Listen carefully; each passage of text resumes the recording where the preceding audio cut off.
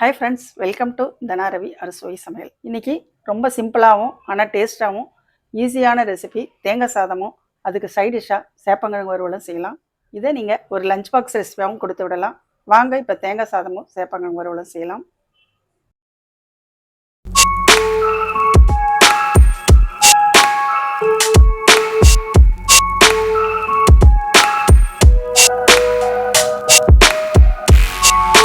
தேங்காய் சாதம் செய்ய தேவையான பொருட்களை பார்க்கலாம். பெரிய அரைமுடி தேங்காய் துருவி எடுத்துக்கலாம். 2 ஸ்பூன் உளுத்தம்பருப்பு, 2 ஸ்பூன் கடலப்பருப்பு, சால்ட் தேவையான அளவு, 5 பச்சை மிளகாய் நீல வாக்கில் கீறி வச்சுருக்கேன், 3 காஞ்ச மிளகாய், 1 ஸ்பூன் கடுகு உளுத்தம்பருப்பு, கொஞ்சம் கொத்தமல்லி பொடியை கட் பண்ணி வச்சுருக்கேன், 2 ஸ்பூன் வேர்க்கடலை, கொஞ்சம் கருவேப்பிலை, 50 ml ஆயில். இதெல்லாம் வச்சு தேங்காய் சாதம் செய்யலாம். 1/2 kg அரிசி வெடிச்ச சாதம் பலன்னு வெடித்து எடுத்துக்கலாம். தேங்காய் சாதம் சேர்த்துக்கு கேஸ் ஆன் பண்ணி ஒரு கடாய் எடுத்துக்கலாம். 50 ml ஆயில் சேர்த்துக்கலாம். டேபிள் ஸ்பூனில் 6 ஸ்பூன் சேர்த்துக்குங்க. கடுகு உளுத்தம்பருப்பு சேர்த்துக்கலாம். நல்லா பொரிஞ்சு வருது. 2 ஸ்பூன் பச்சை வேர்க்கடலை சேர்த்துக்கலாம். ஸ்பூன் கடலப்பருப்பு சேர்த்துக்கலாம். முழு உளுந்து சேர்த்துக்கலாம். கடுகு உளுத்தம்பருப்பு கடலப்பருப்புலாம் சேர்த்து நல்லா கலக்கி கொடுங்க. கடுகு உளுத்தம்பருப்பு நல்லா சிவந்து வருது. இப்போது 1/2 ஸ்பூன் சீரகம் சேர்த்துக்கலாம். பெருங்காயத்தூள் சேர்த்துக்கலாம். இந்த அளவுக்கு சிவந்து வருது பாருங்கள். 5 பச்சை மிளகா சேர்த்துக்கலாம். காஞ்ச மிளகா சேர்த்துக்கலாம். கறிவேப்பிலை ஒரு கொத்து சேர்த்துக்கலாம். பச்சை மிளகா காஞ்ச மிளகா சேர்த்துட்டு நல்லா கலக்கி கொடுக்கலாம். தேங்காவை சேர்த்துக்கலாம். மிக்சியில் அரைச்ச தேங்காவை இப்போ சேர்த்துக்குங்க. தேங்காய் சேர்த்துட்டு நல்லா கலக்கி கொடுக்கலாம்.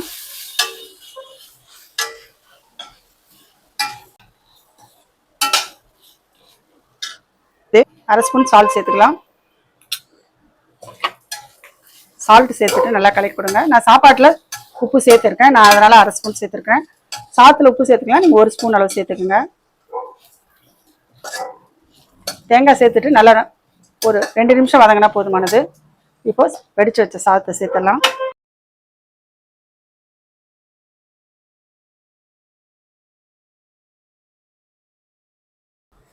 இப்போ கொஞ்சம் கொத்தமல்லி சேர்த்துக்கலாம். கொஞ்சம் கருவேப்பிலை சேர்த்துக்கலாம். தேங்காய் மசாலாவோட சாதம் சேர்த்துட்டு நல்லா மிக்ஸ் பண்ணி கொடுக்கலாம். 3 டேபிள் ஸ்பூன் நெய் சேர்த்துக்கலாம். நெய் கடைசியாக சேர்க்கும்போது டேஸ்ட் ரொம்ப நல்லா இருக்குங்க. நெய் சேர்த்துக்குங்க. நெய் சேர்த்துட்டு நல்லா எல்லா பக்கம் கலக்கி கொடுக்கலாம்.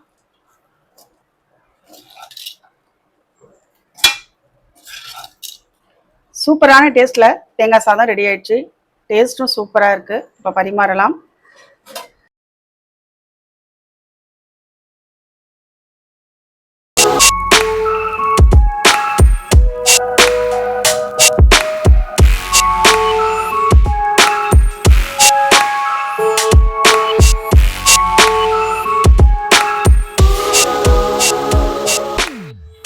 சேப்பங்கிழங்கு வறுவல் செய்யலாம். அதுக்காக 1/2 kg சேப்பங்கிழங்கு எடுத்திருக்கேன். இதை 4-5 முறை வாஷ் பண்ணி எடுத்து வச்சுக்கலாம். வாஷ் பண்ண சேப்பங்கிழங்கை குக்கரில் சேர்த்துக்கலாம். சேப்பங்கிழங்கு முழுகிற அளவு தண்ணி சேர்த்துக்கலாம். குக்கர் லிட் போட்டு மூடிக்கலாம். கேஸ் ஆன் பண்ணி குக்கர் வச்சுக்கலாம். 2 விசில் வரட்டும். 2 விசிலுக்கு மேலே வைக்காதீங்க, குழஞ்சிரும். சேப்பங்கிழங்கு குழஞ்சிரும். கரெக்டாக 2 விசிலில் எடுத்துடலாம்.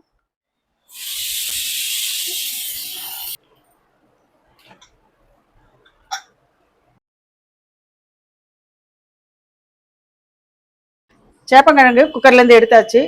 ஒரு 1/4 மணி நேரம் ஆறட்டன்னு மேல் தோலை உரிச்சு எடுத்துக்கலாம். சேப்பங்கிழங்கு நல்லா ஆறிடுச்சு. இப்போ மேல் தோலை நீக்கி எடுத்துடலாம்.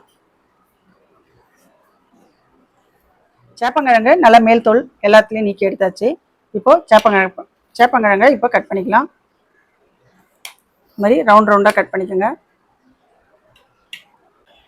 எல்லா சேப்பங்கிழங்கும் இந்த மாதிரி ரவுண்டாக கட் பண்ணி எடுத்தாச்சு. சேப்பங்கிழங்குக்கு மசாலா ஒன்று ரெடி பண்ணிக்கலாம். 4 ஸ்பூன் அரிசி மாவு சேர்த்துக்கலாம். 1/4 ஸ்பூன் மஞ்சத்தூள், 1/2 ஸ்பூன் கரம் மசாலா, 1 ஸ்பூன் தனி மிளகாத்தூள், 1 ஸ்பூன் சீரகத்தூள், 1 ஸ்பூன் இஞ்சி பூண்டு பேஸ்ட், 1 ஸ்பூன் தனியாத்தூள், 3/4 ஸ்பூன் சால்ட் சேர்த்துக்கலாம். 1 ஸ்பூன் காஷ்மீர் மிளகாய் தூள் சேர்த்துக்கலாம். அரை எலுமிச்சை பழத்தோட சாறு சேர்த்துக்கலாம். இதெல்லாம் சேர்த்துட்டு நல்லா கலக்கி கொடுக்கலாம்.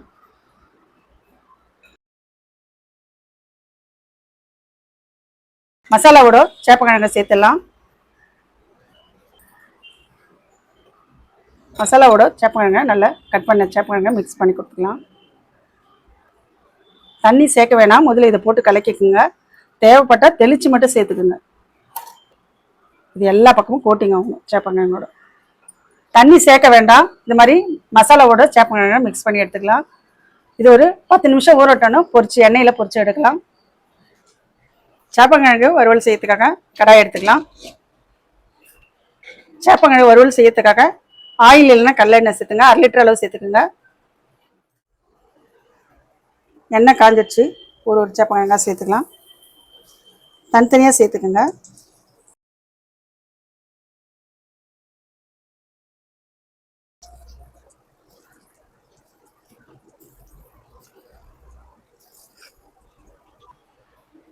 சேப்பங்கிழங்கு சேர்த்துட்டு 1 நிமிஷம் கலக்க வேணாம். 1 நிமிஷம் ஆனோடனே நல்லா 2 பக்கமும் கலக்கி கொடுங்க.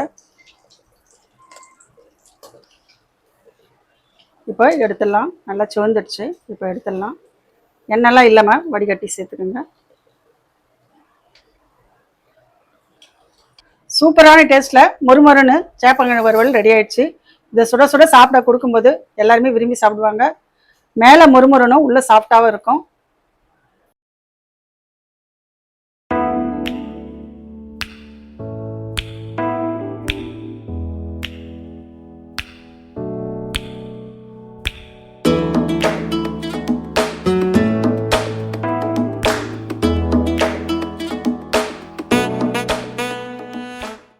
ஒரு சேப்பங்கிழங்கு எப்படி இருக்கு பார்க்கலாம். பாருங்க, மேலே மொறுமொறுப்பாகவும் உள்ள சாஃப்டாகவும் இருக்கு. இந்த வறுவல் சுட சுட செஞ்சு சாப்பிடும்போது தட்டில் இருக்கிற வறுவல் எல்லாம் காலி ஆகிடும். அந்த அளவுக்கு டேஸ்ட் அற்புதமாக இருக்கும். இந்த வறுவல் சாம்பார் சாதத்துக்கு நல்லா இருக்கும். வெரைட்டி ரைஸ்க்கு இன்னும் அருமையாகவே இருக்கும். இந்த மாதிரி தேங்காய் சாதத்தோட சைடிஷாக சேப்பங்கிழங்கு வறுவலை சாப்பிடும்போது டேஸ்ட் ரொம்ப அருமையாக இருக்கும். ஸ்கூல் போகிற பிள்ளைகளுக்கும் ஆஃபீஸ் போகிறவங்களுக்கும் லஞ்ச் பாக்ஸ் ரெசிபியாக இது செஞ்சு கொடுக்கலாம். இந்த ரெசிபி பிடிச்சிருந்தா லைக் பண்ணுங்கள், கமெண்ட் பண்ணுங்கள், ஷேர் பண்ணுங்கள். தனா ரவி அறுசுவை சமையலுக்கு சப்ஸ்கிரைப் பண்ணுங்கள்.